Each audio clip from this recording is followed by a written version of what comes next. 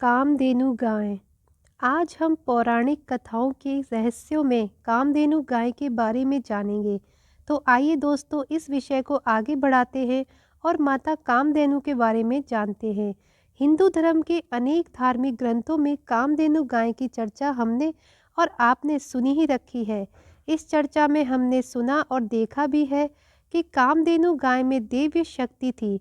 कामधेनु गाय का दूध भी अमृत एवं चमत्कारी शक्तियों से भरपूर माना जाता था। यही कारण है कि कामधेनु गाय को माता का दर्जा दिया गया है।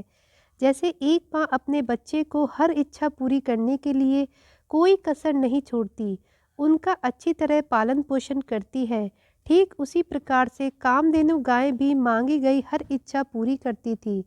अब प्रश्न यह उठता है कि इनकी उत्पत्ति कैसी हुई थी, यह कहाँ से आई थी। इसी प्रश्न को आगे बढ़ाते हुए उनके उत्तर की तरफ बढ़ते हैं। पौराणिक कथाओं के अनुसार देवताओं और दैत्यों में सामुदायिक बल से समुद्र मंथन किया गया था। समुद्र मंथन से कई बहुमूल्य रत्न की प्राप्ति हुई थी, जैसे कि पवित्र अमृत, सुंदर अप्सराएं, हीरे जवाहरात, शंख, पवित्र वृक्ष, चंद्रमा आदि। माता लक्ष्मी की भी प्राप्ति इसी समुद्र मंथन से हुई थी और इसी समुद्र मंथन के दौरान क्षीर सागर में से कामधेनु गाय की उत्पत्ति हुई थी। पौराणिक कथाओं के अनुसार कामधेनु गाय में 33 प्रकार के देवी देवताओं का वास होता है। इसमें 12 आदित्य, 8 वसु, 11 रुद्र, 2 अश्विन कुमार देवी देवता हैं। पुराणों में कामधेनु गाय को सुमन, सुनंदा, सुरभि और नंदा आदि भी कहा जाता है। कामधेनु गाय से संबंधित कई कथाएं भी प्रचलित है, जिसमें से एक कथा अभी मैं आपको बताने जा रही हूँ। यह कथा भगवान परशुराम से जुड़ी हुई है। कथा इस प्रकार है, आइए जानते हैं।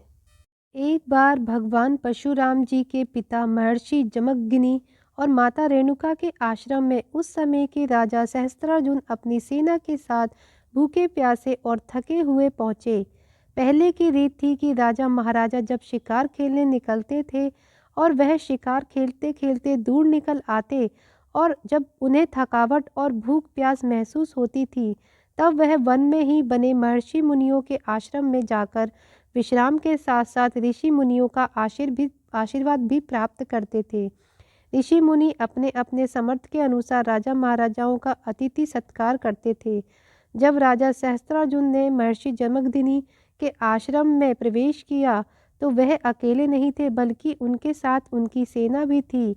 राजा सहस्त्रार्जुन ने महर्षि जमदग्नि ने के आश्रम में प्रवेश करने से पहले एक बार यह सोचा कि इस आश्रम में मेरी सेना की भूख प्यास मिटेगी, लेकिन उनके पास कोई दूसरा विकल्प शेष न था, क्योंकि वह उनकी सेना का थकावट और भूख प्यास से बुरा हाल था।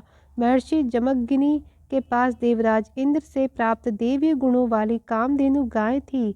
इसी कारण उन्होंने राजा सहस्त्रार्जुन और उनकी सेना का बहुत अच्छी तरह से स्वागत सत्कार किया।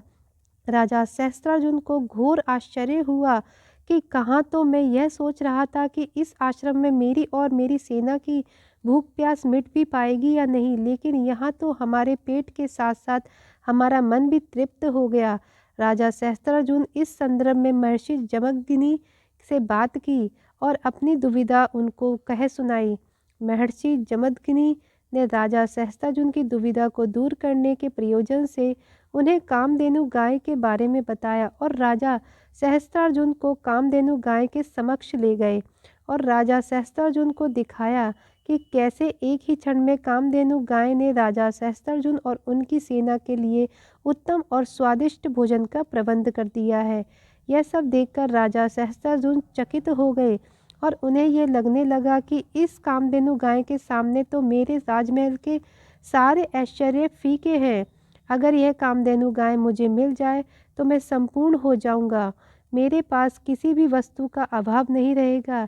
यह सब सोचकर राजा सहस्त्रार्जुन ने महर्षि जमदग्नि के से कामधेनु गाय को मांगा, लेकिन महर्षि जमदग्नि ने यह कहकर राजा सहस्त्रार्जुन को कामधेनु गाय देने से इनकार कर दिया कि यह गाय ही हमारे आश्रम के ऋषि मुनियों के जीवन के भरण पोषण का एकमात्र साधन है।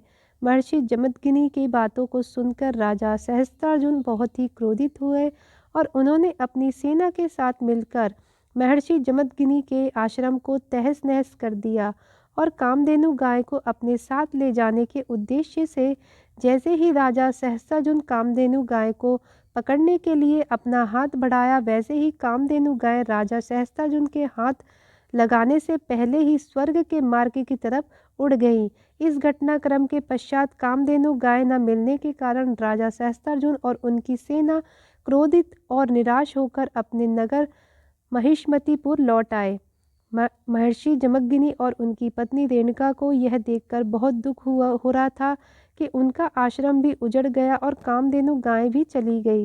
कुछ समय पश्चात भगवान परशुराम जी महर्षि जमदग्नि के पुत्र आश्रम में लौटे और जब उन्होंने अपने पिता के आश्रम को तहस नहस और उजड़ा देखा तो उन्हें बहुत क्रोध आया। अपनी माता रेणुका से उन्हें सारी बातें जो पूर्व समय में घटित हुई थी ज्ञात हुई। यह सब सुनकर भगवान परशुराम जी क्रोध में भरकर राजा सहस्त्रजुन और उनकी सेना का सर्वनाश करने का संकल्प लेकर राजा सहस्त्रजुन के नगर महिष्मतिपुर पहुँचे।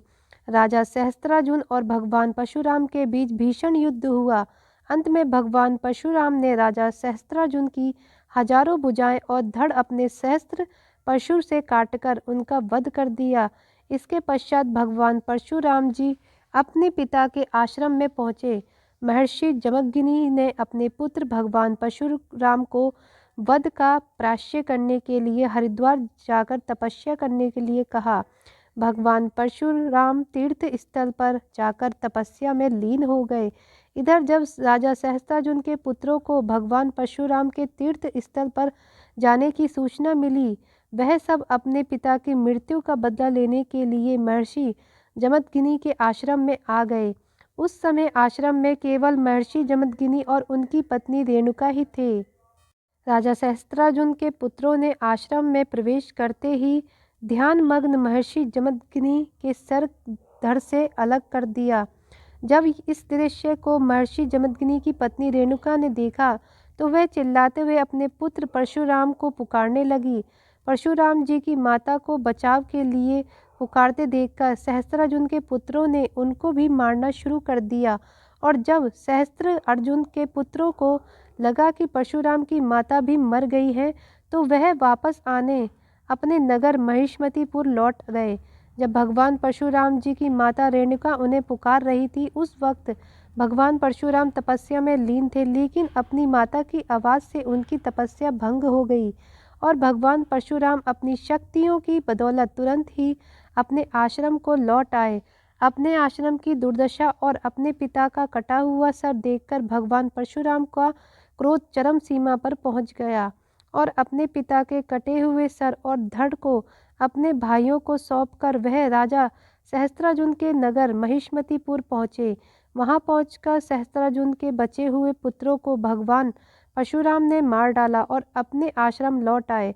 आश्रम में जाकर भगवान परशुराम ने अपने पिता के शरीर को कुरुक्षेत्र में ले जाकर मंत्र की सहायता से अपने पिता के सर को उनके धड़ से जोड़ दिया। इस तरह उनके पिता महर्षि जमदग्नि पुनः जीवित हो गए।